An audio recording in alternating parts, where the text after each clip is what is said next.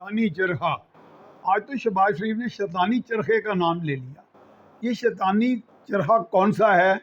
میرا تو خیال ہے ہر لوگ اپنی اپنی تعویل نکال رہے ہیں۔ جو عمران خان کے حق میں ہیں وہ تو دوسروں کو شیطانی چرخہ کہتے ہوں گے، اور ان کو کرپٹ بھی کہتے ہیں، چور بھی کہتے ہیں۔ عمران خان کی پروپیگنڈا اوفینسو بہت سٹرونگ ہے، وہ تو میرا خیال ہے بھارت بھی ان کا مقابلہ نہیں کر سکتا پروپیگنڈا اوفینسو میں، کسی کو برا بھلا کہنے میں، کسی کو نیچے گرانے میں، کسی کا امپریشن امیج خراب کرنے میں۔ اور ادھر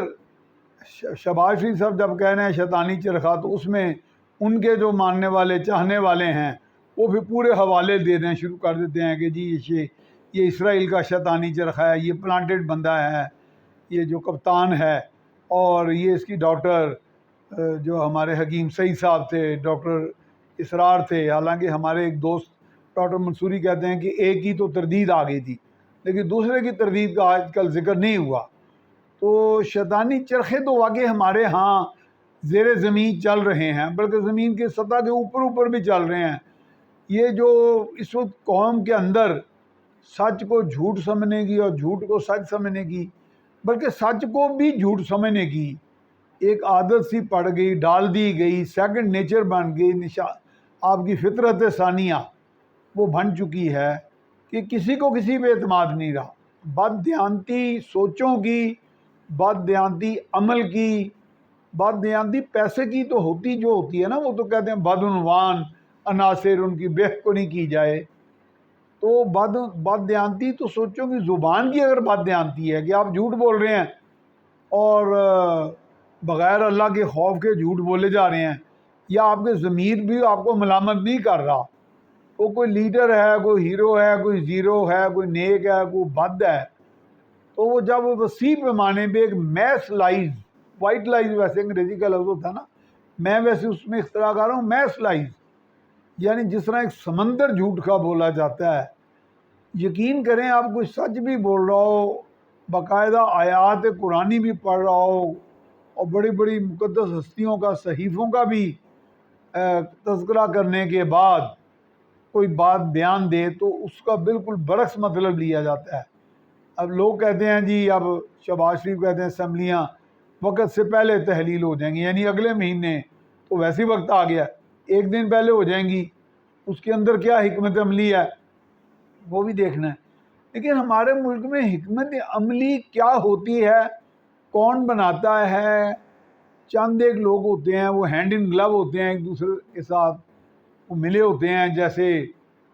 کہتے ہیں نا چور کتی رل گئی آپس، کیا وہ والا سلسلہ ہوتا ہے؟ تو وہاں کے کچھ فیصلے ہوتے ہیں۔ تو یہ چیزیں بھی سوچنے والی ہیں کہ فیصلے کہاں پہ ہوتے ہیں۔ دنیا میں بھی کچھ ایسی نظیریں ملتی ہیں کہ فیصلے صرف 100% عوامی امنگوں کا جو پلیٹ فارم ہوتا ہے وہاں نہیں ہوتے، وہ کہ کامیاب ممالک ہوئی ہیں۔ اب ہم چین کے بارے میں کہتے ہیں، اگلے روز ہم چین کے کونسل جنرل کے ساتھ بیٹھے تھے، تو وہاں پہ ایک دوست نے کہا کہ جی آپ کے ہاں وہ ڈیموکریسی نہیں ہے جس کا ذکر ہمارے ہاں کیا جاتا ہے، جمہوریت، یعنی جو عرف عام میں جمہوریت کہلاتی ہے، کیونکہ یہاں تو عام انسان کی، جمہور کی اتنی ایکسپلائٹیشن ہے، اتنا استحصال ہے، اتنا جبر ہے، اتنی مہنگائی سے دوچار ہے، سماجی انصاف نہیں ہے، انتظامی انصاف نہیں ہے،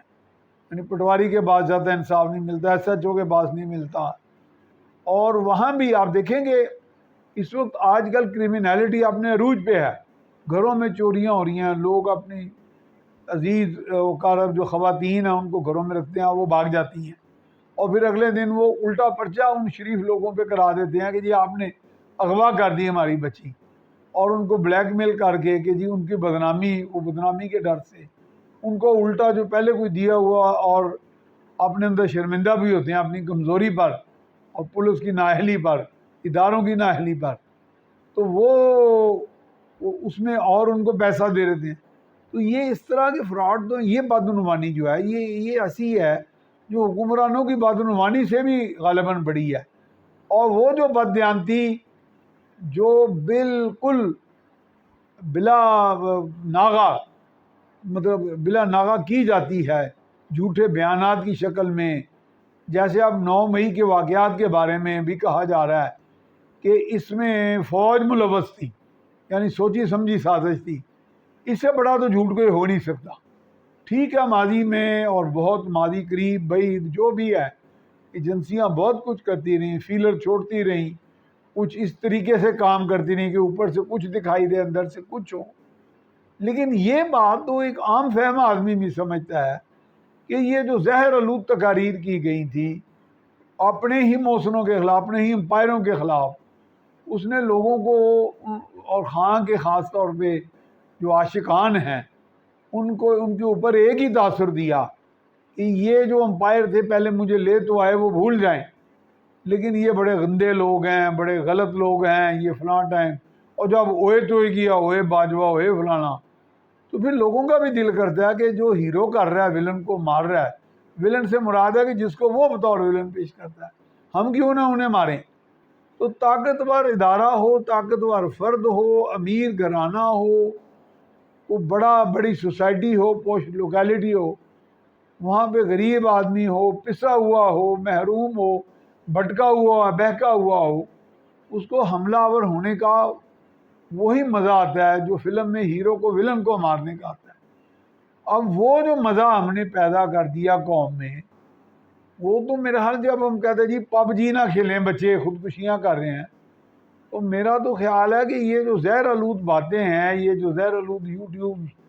پہ اوپر پروپیگنڈا ہے سوشل میڈیا پر، یہ وہ اور یہ روز کے خطابات، القابات اور خرابات ہیں، میرے حال اس پہ ہم پیمرا نہ سٹاپ کرے، پی ٹی اے نہ سٹاپ کرے،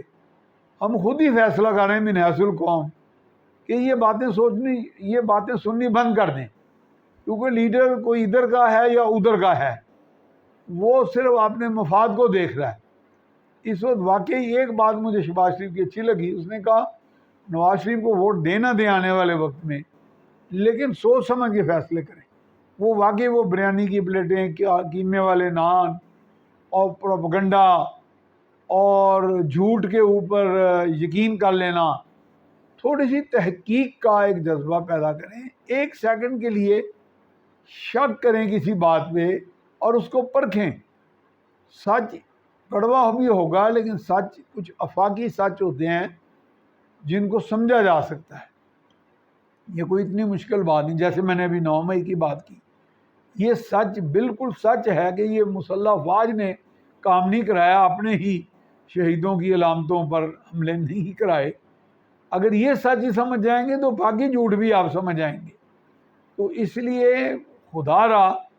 چیزوں کو پرکھیں، کیونکہ قوم ہی کے ہاتھ میں، قوم ہی معمار ہے